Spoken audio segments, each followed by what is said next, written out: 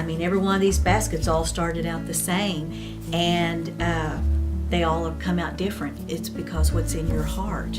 So, you know. And what's that? Tell me that. This is our, this right here represent a Cherokee basket. Each tribe, whether it's a Plains Indian or a Navajo, whatever, they all have their own way. This is our way.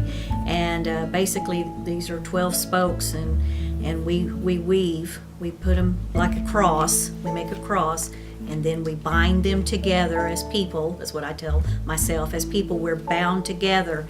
And then this represents to me the generation. So these spokes are spread out, and then each one of these I weave in prayer. So this is woven under, over our travels.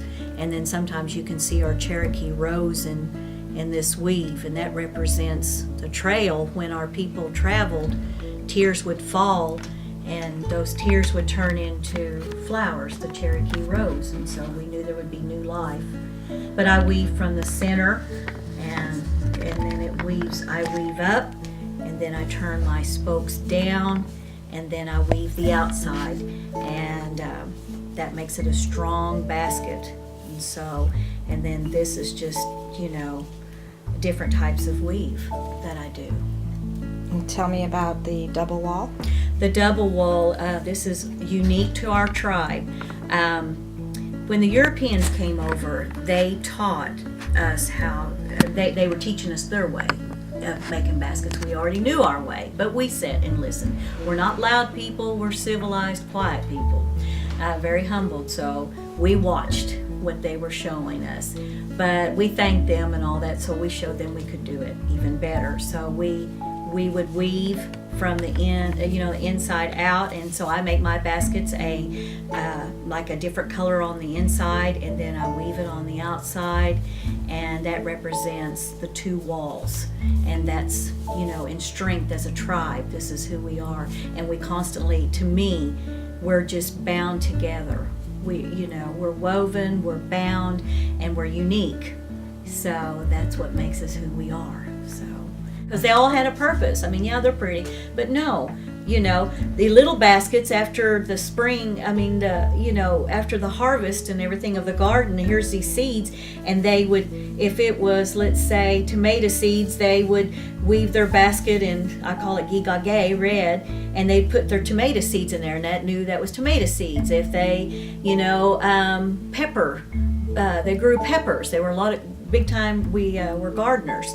Then they would make a green basket, put pepper seeds, and so things had a purpose, all the time, Well, I look at this and I'll think, well, this is just a good brown color, or like when I started weaving, I have dyed reed that sometimes I use natural dyes.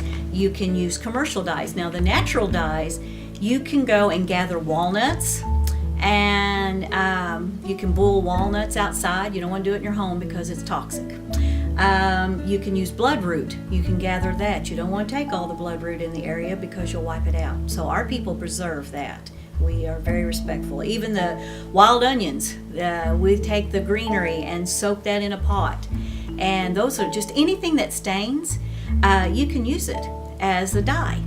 And it's amazing what colors. You can even use coffee grounds, and it'll make pretty browns. I believe I used some coffee grounds in this basket, and this also. I use some of my walnut and coffee grounds. I mix different things together, and you'll get unique colors like that.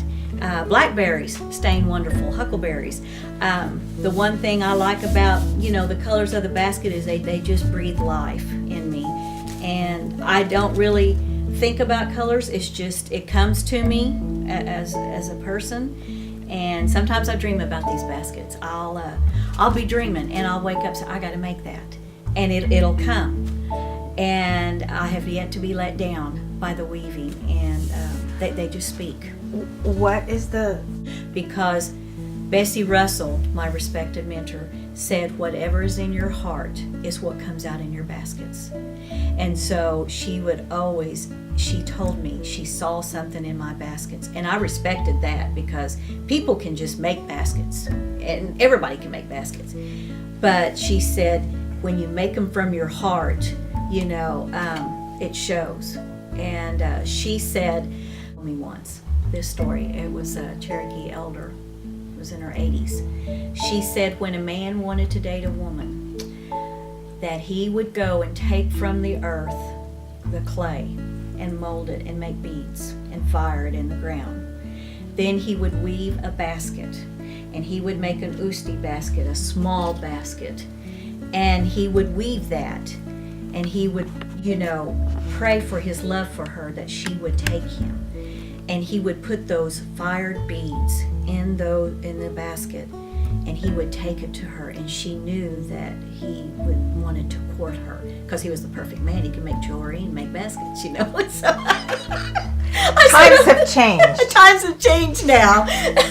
But I kind of like it because they speak. And sometimes I name my baskets, I really am into just personalized because, me and this basket's been together for maybe a week or two, and we're talking many hours in the evening. Maybe it's praying for a grandchild or marriage, whatever it could be. What's in that one? What did you pray? Do you remember? Yes, I remember this Tell one. me. This one I call Ooh Doo Doo, and this is grandfather.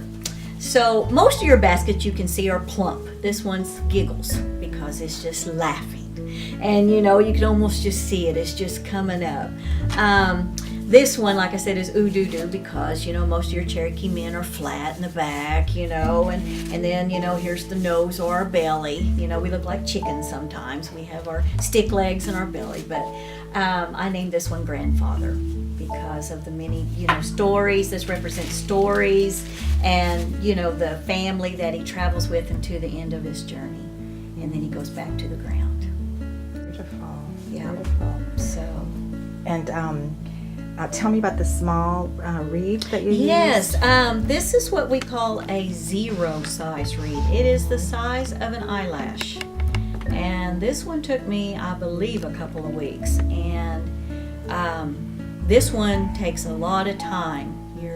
This is number 2, which takes time, but number 1, you really get in there with your fingers and let's say there was a lot of thoughts going on with this. So this is a number 1 read. Very slow, So that's the reason why when it got done, when it was done, I was surprised that it looked like it was just laughing. And it was laughing with me, I'm sure. So, well, it just defines who we are. For me, if I'm thinking this right, it just shows more of how we survived through those times. When we were on that trail, if we didn't know how to make blow darts or if, our baskets to go gather to hold our foods, because we didn't have much clothing on us, to know this can go gather, there's some baskets, that they use for storage for our food to dry, stick bows to shoot far, or, it's just so, and pottery for ceremonies and things. That keeps things breathing and going within our tribe. That's so important. They're tools for survival. That's right. Goals. A lot of people want to make their art for competition or, and that's nice. I've entered a couple. I've been doing this for 6 years. I've only entered in 2. I'm more concerned about putting these in museums to preserve it because I know it will be not about my name. I could lay that aside because it's already respected. It's more of this is who we are as people and their stories in these baskets.